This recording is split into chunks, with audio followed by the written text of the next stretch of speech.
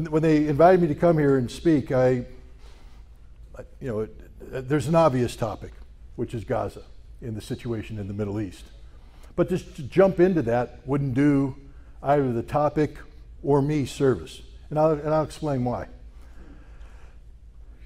I have not, and I'm going to apologize right now to all the Palestinians and all the Arab Americans out there. I haven't done right by you for most of my life.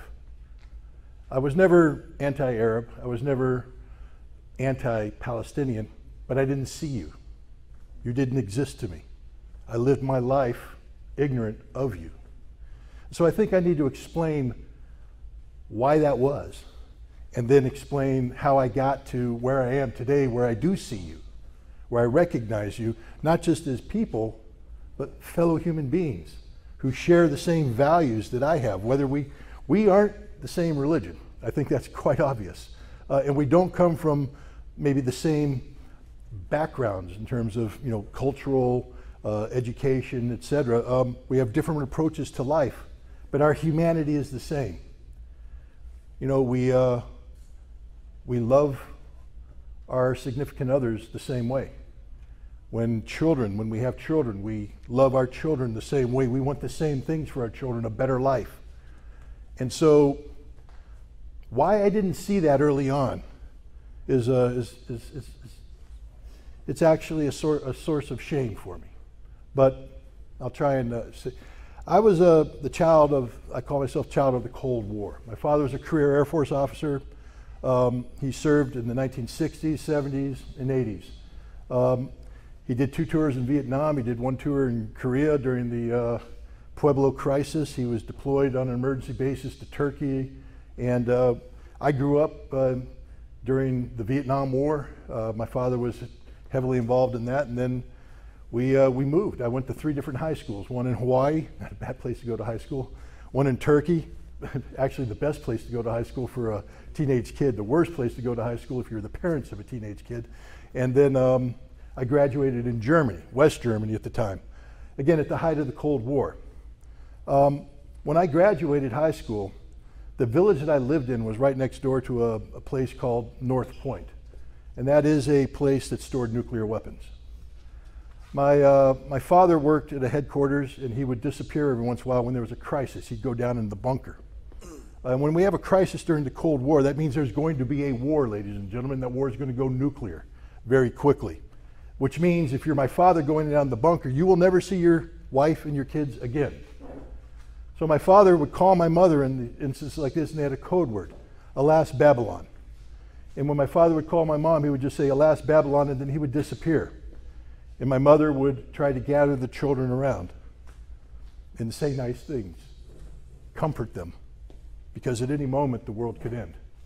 And then you get up the next morning and the world hasn't ended, but this crisis is still there. Now you're a child getting on a school bus, driving 40 miles to school, not knowing if your home's going to be there when you get back. Because your father's still down in the bunker, something stupid's going on in Poland, the Russians are mobilizing troops, and we're doing the same, and you see the picture I'm trying to paint. So when I graduated from high school, I was focused on one thing and one thing only: to kill a commie for mommy. Better dead than red. The Soviet Union was the threat, and I was going to join the military, and I was going to get to the front line, to the Fulda Gap, as soon as possible, to be there when the Red Menace came across the border so that I could kill them before they got to my fellow Americans. And this is real. This isn't a joke. Today people hear that and they sort of chuckle, oh, that's cute, that's quaint. It wasn't cute and it wasn't quaint. It was my life. I later transitioned to the Marine Corps, and my entire focus early on in the Marine Corps was to kill Russians. Literally, that's all I lived for. I woke up in the morning, how can I kill Russians more efficiently? I went to my job and tried to train my Marines to kill Russians more efficiently. I didn't pray for war, but I was ready for war.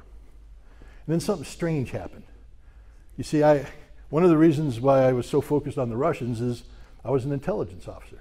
And when I was in college, I studied Russian history. I studied the Russian language. Anybody who's heard me speak Russian would doubt that aspect of my resume, but I remind people that while I was studying Russian language, I was also playing football and drinking beer. So the language aspect didn't resonate as much as it should be. But I was a Russian area specialist. And that was on my resume. And in 1987, something remarkable happened.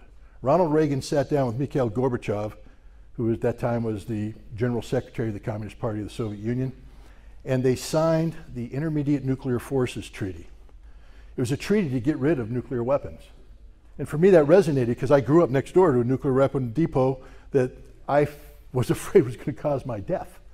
And suddenly someone said, hey, you can go off and you can be part of this treaty. You can implement this treaty to get rid of the nuclear weapons. And I was of two minds because I wanted to kill Russians. That's all I ever did for 5 years. I woke up every morning, kill a Russian. And now they're saying, no, you're going to go to the Soviet Union, you're going to live amongst them, and you're going to work in a cooperative fashion to get rid of nuclear weapons, which is a good thing. But it was with Russians who I wanted to kill. And this was a problem for me. So I arrived, I was actually, my life has been a series of remarkable events that have nothing to do with my skill set and just with me being in the right place at the right time. And I actually was the first weapons inspector on the ground in the Soviet Union when the INF Treaty started. I was also the youngest weapons inspector on the ground. I was the least experienced weapons inspector. But you know how you become an expert? There's two routes to become an expert. One is to be a genuine expert. I mean, go to school, study it, get your PhD, write papers and all that.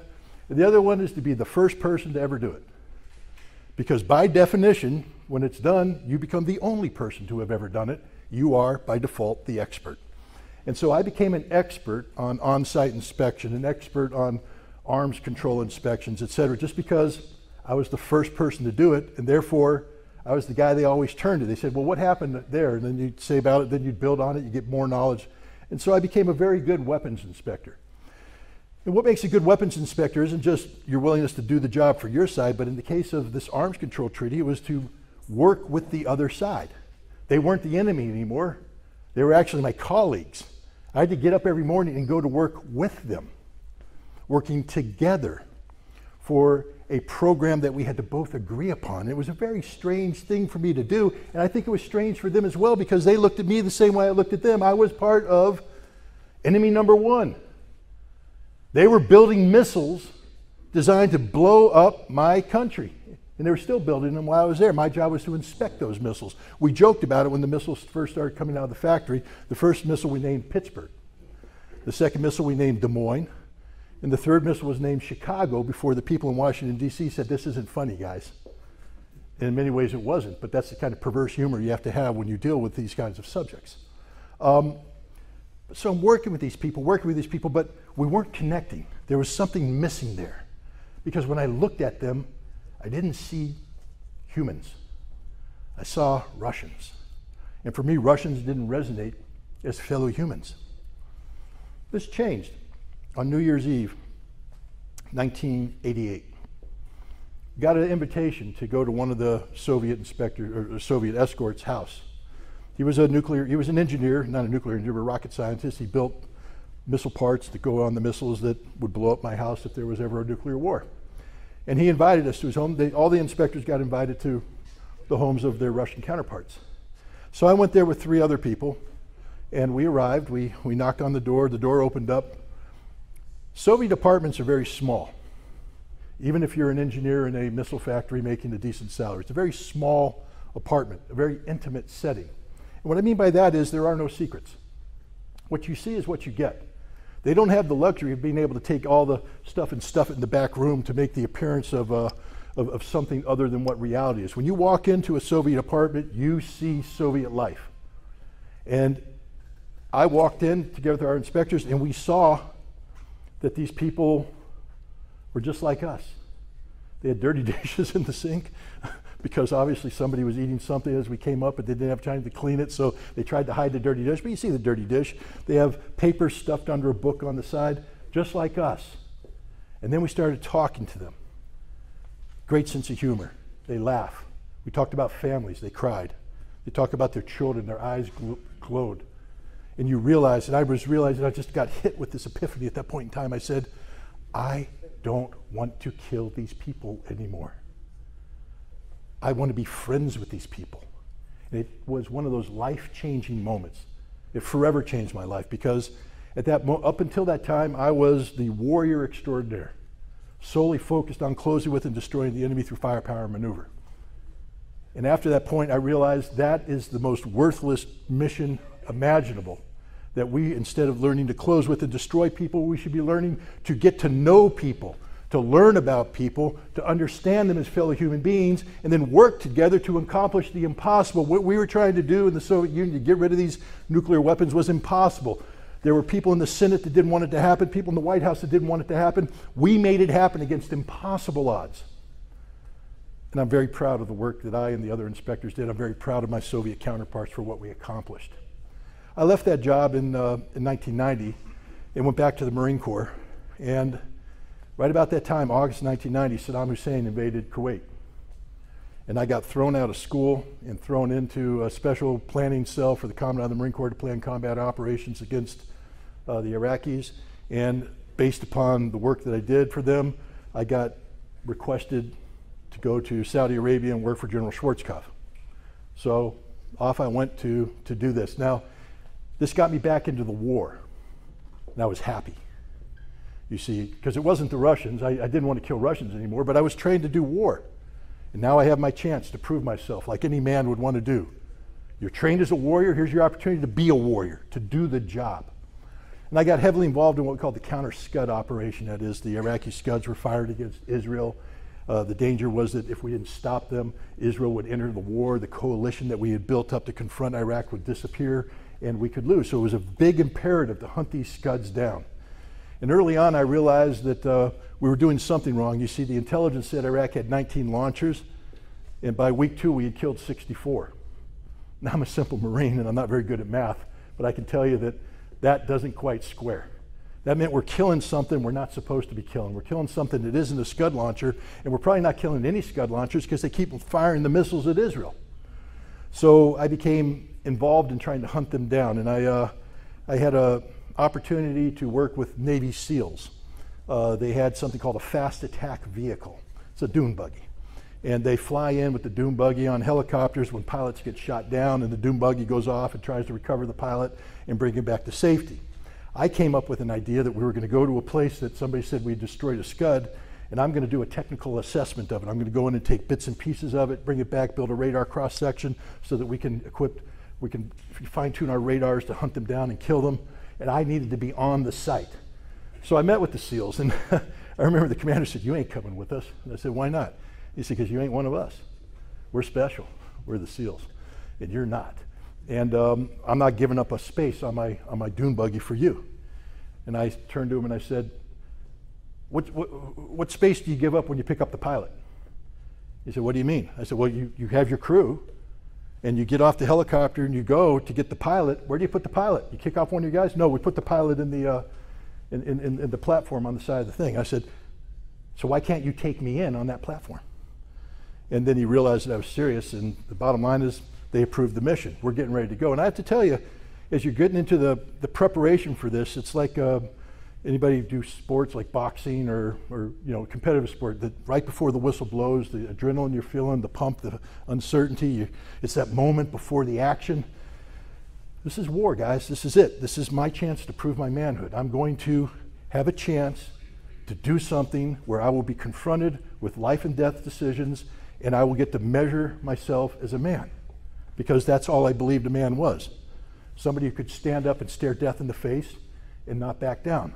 So I'm ready to do this. I'm ready to rock and roll. It's the day before the mission's supposed to launch, and we get a stand down order. Stand down. Some intelligence geek like me went through the target data and realized that it wasn't a destroyed Scud. After all, it was a Bedouin tent, and that the Bedouin family had been in the tent. And at night, when it gets cold, they bring the sheep and the goats in. It's a long thing, and so you had heat with the fires and the body heat, and it looked through the infrared like a long cylindrical object, like a Scud missile. So they put 2 bombs in the tent. They killed the family, they killed the sheep. There was no Scud there. The mission was canceled. So now I have this big letdown. I'm out there at night, and I'm with an Australian counterpart, and we're sort of sad we didn't get a chance to go to war. We're also sad by the target reality. We're like, well, damn, that's not what we were expecting. And we're sitting there looking at the stars. Has anybody here heard of the overview effect? Overview effect is something when American astronauts went to the moon. As they come around the moon and they look off and they see the shiny blue marble that is Earth so far away. The overview effect is they suddenly realize how fragile life is, how fragile Earth is. And suddenly things that used to matter to them didn't matter anymore because they realized that they were part of this grander scheme, this bigger picture. So I sat there and I allowed myself to be transported from where I was, feeling sorry for myself, thinking about all the mission details, what I would have to change now to alter it in terms of the timing, get more reconnaissance, do I need to change the team? And then I moved myself away and I realized I'm just sitting there in the desert outside of, I think it was, I can't remember, Dhahran, I think. And then we're moving back further, and then I realized that I'm in Saudi Arabia. And I moved back further and I realized, no, it's the Middle East, and suddenly all my target planning doesn't matter because I'm looking at a bigger map. And I pull back further and it's the Earth. And I realized there's this thing called humanity. At that point in time I said, I don't want to fight wars anymore. They're stupid. They make no sense. That I was getting all excited about doing this really minuscule thing, about getting on a helicopter, flying behind enemy lines, looking at some blown up stuff, hoping that the enemy challenged me so that I could kill them. But as you pull back, you say, no, life is more important than that. That's actually one of the dumbest things in the world I could be talking about doing. And I realized I didn't want to be a Marine anymore. That this life that I had spent learning to close with and destroy people didn't matter because humanity mattered. So when the war ended, and I had what they call a good war, I got the right medals and I got the right write-ups and I didn't die. And the Marine Corps wanted me to stay in, but I decided that no, I'm going to leave. I'm going to go off and I'm going to get involved in civilian life and try and be a productive member of society. Seen Godfather, Godfather 2, Al Pacino, Michael Corleone. He's trying to get out of the family. He's trying to become a legitimate businessman. Every time I try to get away, they just pull me back in. That was me. I was off trying to be a civilian, and I get a phone call from the United Nations. It was for a colonel that I worked with in the Soviet Union. Remember when I said the one way you become an expert is to be the first person to do it? Well, I happened to be the expert on on-site inspections. I happened to be the expert on Iraqi Scuds because I spent the war hunting them. And I was an intelligence expert because I knew how to use different collection platforms. They had a problem. You see, the Iraqis had submitted a declaration about the number of Iraqi. When the war ended, Iraq was required to give up their weapons of mass destruction, chemical weapons, biological weapons, nuclear weapons, long-range ballistic missiles. And they provided a declaration of ballistic missiles that didn't add up. And at that point in time, the United Nations realized that they needed to create an intelligence unit. And so my name was fostered, so I was brought in to create the first and only intelligence unit the United Nations ever had.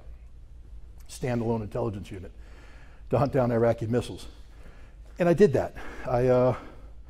It succeeded. But you know, the thing about Iraq is that I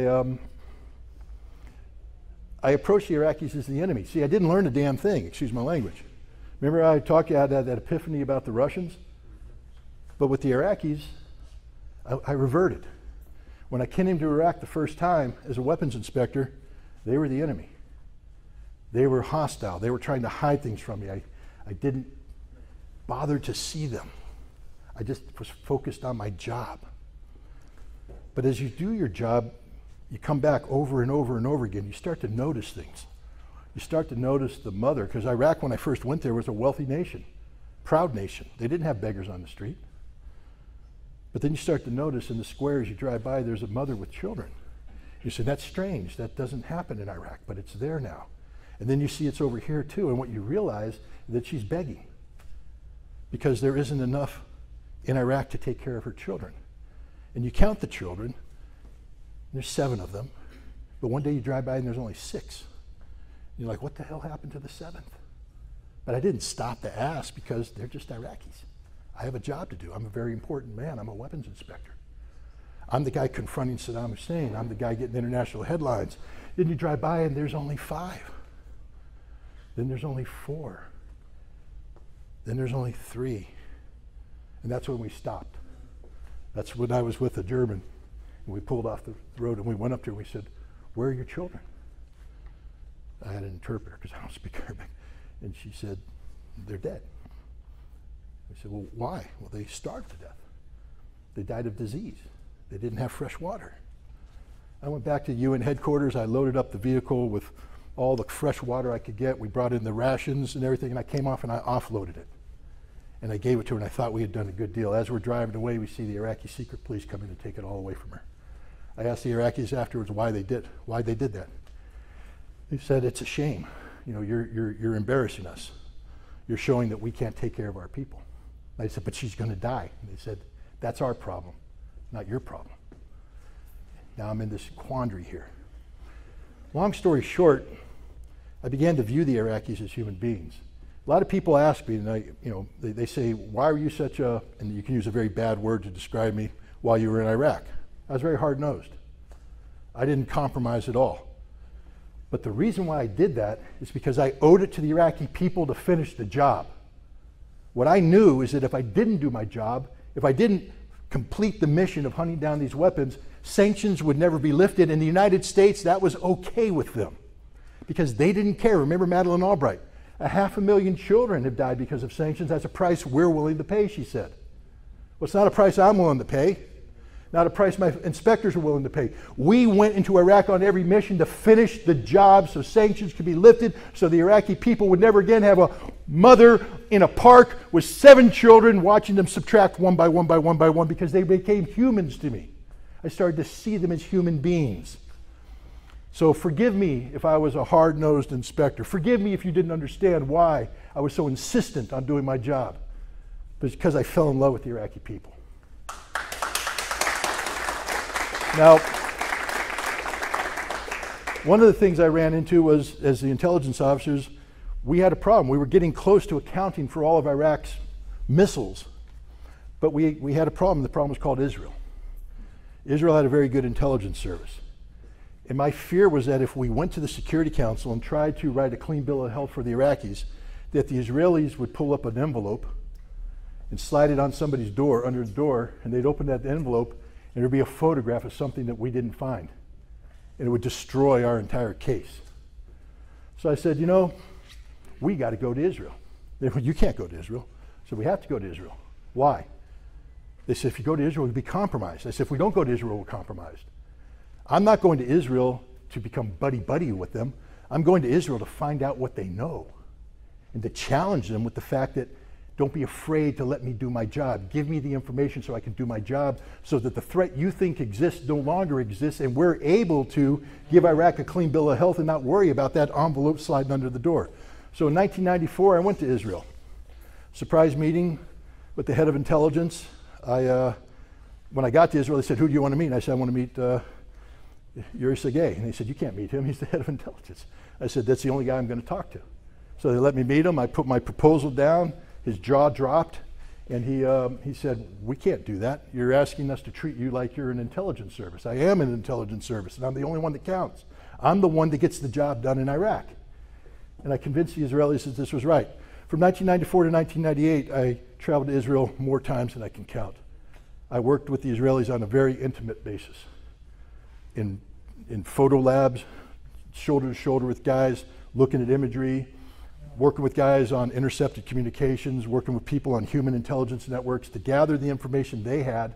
Then I would take that information, create an inspection, go to Iraq, do the inspection, prove some of the information right, prove some of the information wrong, come back, rinse, repeat, do it again until they don't have any more information to give us, meaning we're doing the job right. When I started my cooperation with Israel, Iraq was the #1 threat. That's in 1984. When I finished my work with Israel in 1998, Iraq was the #6 threat and falling. And that's solely because of the work that we had done. We had convinced the Israelis that the Iraqis were no longer a threat. When I started my work, the Israelis' #1 mission was to kill Saddam Hussein. When I finished it, their strategic assessment team had come up with the conclusion that Saddam was a rational actor and that Israel could live in a Middle East where Saddam Hussein was the president of Iraq. And that's because of the work that I did. I'm very proud of this. But when you work with the Israelis day to day by day, you can't help but recognize them as people, as humans. And they are. They're human beings. On the weekends, I would go to their houses, we'd have barbecues, and I got to meet the families, and we'd laugh and we'd cry. The same thing, I recognized them as humans. I said, these are human beings. And they talked to me very openly about the problems, because one of the things that happened every time I went to Israel, from 1994 to 1998, is there was a terrorist explosion. Sometimes they blew up the restaurant that I ate at the day before. That would be Hamas. Sometimes they blew up a bus. Sometimes they blew up the Dizengoff shopping center. Sometimes they blew up the discotheque underneath my hotel. People were dying every time I visited, and I watched how the Israeli people responded to this. And it was interesting because when I first got there, the Prime Minister of Israel was named Yitzhak Rabin. And he's a man who, and I know today I've learned a lot, but he's a man who embraced something called the Oslo Accords. I understand today it's not necessarily the cure-all that I thought it was at the time, but when I talked to the Israelis, they all said the same thing. For instance, I went to the home of one Israeli lieutenant colonel, and he pointed up at a hill, and you could see behind the hill on the crest a mosque sticking up, so it was a Palestinian village on the other side of the hill. And he said, you know what that is? I said, no, I don't know. He said, that's the green line. I said, what's that? And he said, that's what separates us from them. And if we want to have peace with the Palestinians, you're a Marine, what is that? And I said, that's high ground. He said, what happens in high ground? I said, you put an observation team up there and you can see everything down here and adjust fire on it and kill everybody. He said, yes, my family's down here. Do you understand why we have to have peace with the Palestinians? I said, I think I'm getting the picture. And they believed it. This is the same guy on that fateful day in November of 1995, as we drove by a square, he said, Scott, I know you like to go out and see things while you're, when you're off hours. Yitzhak Rabin's going to be giving a peace talk tonight, a peace rally. Don't go there. I said, why not? And he said, because they're going to kill him. I said, who? Hamas? He said, no. The Israelis are going to kill him. The right-wing Israelis. And that night, Yitzhak Rabin was assassinated and killed. And that's the day that Israel changed, because from that moment on, instead of Yitzhak Rabin, the name that was being spoke was Benjamin Netanyahu. And it was a different guy. The guy that does the strategic assessments, when I left, I told you that Iraq was the number one, or had gone from the number one threat to the number 6 threat. In May of 1998, what was the number one threat to Israel? Right-wing Israeli extremists. The Israeli government recognized that that was the danger. That was the threat. And so when I left Israel, and I have to say, when I left Israel, I knew the Palestinians, we always spoke about them. They're over there. They're over here. They're over here. It was they, though. It wasn't people, it was a concept. And the concept was very nebulous for me. I didn't really pay that much attention because I also linked the concept to Hamas, and I linked Hamas to terrorism. So I wasn't really into learning more about them. That was an Israeli problem, to make peace with them. And I trusted the Israelis that they were going to be honest in the pursuit of peace in the same way that they were honest in supporting me to do my job in Iraq. I saw the Israelis change their opinion about Saddam Hussein. And so I believed in my heart of hearts that the Israelis could find a way to make peace with the Palestinians. So I never took the chance to see you, to learn about you, to identify with you. I just treated you as them over there. But then I watched my friends, the Israelis, change. And it's broke my heart because I watched the Israelis become something I didn't identify with. And in 2009, I traveled back to Israel with my wife, and we were driving and there was a wall. And I said, what the hell is that? Well, that was the wall that they built to separate Israel from the West Bank. And I said, but that's a ghetto wall. Israel can't build a ghetto wall. Israel, you understand your own history, don't you? You understand what happened to you in World War II. You understand that you used to live behind that wall, and you know what happened to you when were you behind that wall. Why are you putting people behind a wall? And I couldn't get an answer. They wouldn't talk to me. And then I realized that Israel had changed. And it changed, and it changed, and it changed. And I no longer viewed the Israelis as I used to view them. But I hadn't changed my mind about the Palestinians, because you were still them. You were those people, but I didn't identify with it. I just know that Israel had changed. October 7th changed everything for me. I'm a military guy. I study war, I study things. And on October 7th, the whole world was waking up saying that this huge terrorist attack took place. And I said, it doesn't look like a terrorist attack to me. And I started breaking it down. And I've written an article about it. It was very controversial, but I called it the greatest military raid in modern history, what Hamas did. It was a military raid. And then I started to break it down, go back and to listen to Hamas, to listen to the Palestinians, to empower myself with knowledge and information. And I started to realize that it wasn't just a military raid, it was a military raid in a just cause. That the Palestinians actually were right in this case. I started viewing the Palestinians, at first I said, you're an occupied nation. You are a people who are being occupied by the Israelis, but you're still not humans to me. You're still them, but now I put another word in there, occupied. But then the Israeli reaction started to come in, and I started to learn about mowing the grass.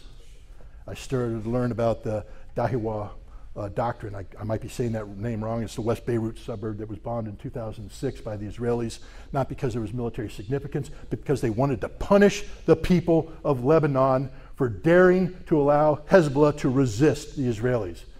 And I said, they're going to do that against Gaza, and they did. And they started killing the Palestinians, innocent Palestinian civilians. They started butchering them. And I started to cry.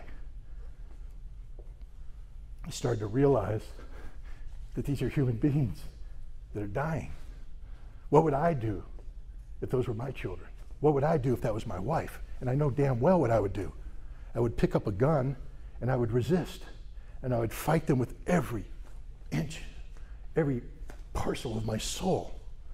And I would never stop fighting until they were defeated. And defeat means until they stop occupying my land, until they stop oppressing me, until they give me what they insist they have for themselves, which is a homeland they can call their own. What kind of double standard is it where we say Israel gets to exist, but Palestine doesn't get to exist? And it goes on, and the death and destruction keeps piling up, and it just breaks my heart. I am shattered. I'm a shattered human being when I look at the situation that's going on in Gaza today. Because if more Americans had taken the time to see you as human beings, instead of walking by you, to look at you and say, I see you, I hear you, I feel you, I believe in you. If we had done that decades ago, we could have avoided this. We could have put pressure on Israel. We might have come up with an alternative path, but we turned a blind eye to you. We pretended you didn't exist. That was a problem over there until it became a problem that could not be ignored anymore. A problem that when I turn on the internet and I see a child dead, or a child buried under the rubble, or a mother walking her son across the street and she's shot by a sniper. And you see this and you say, how can the world tolerate that? And the next day something even more happens. They drop food and let the hungry people go to the food, then they drop a bomb on the food. And yet the world does nothing. The world does nothing. And that's where we are today. I'm ashamed to be an American in this situation because we are to blame, the United States of America. We empowered Israel to do what they're doing. And here we are at this horrible situation where the only way Palestine is going to become a state is if more Palestinians die. That's where we're at. We cannot allow the people who have died to die in vain. These martyrs are the heroes of the future Palestinian state.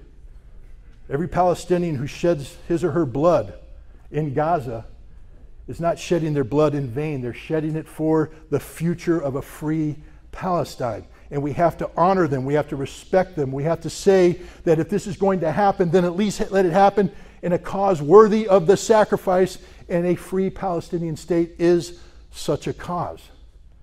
But to get there, we're going to have to start seeing you collectively as a nation. And that's what my goal is right now, moving forward. As I told you, I'm late to this. I'm Johnny come lately, and I apologize for that.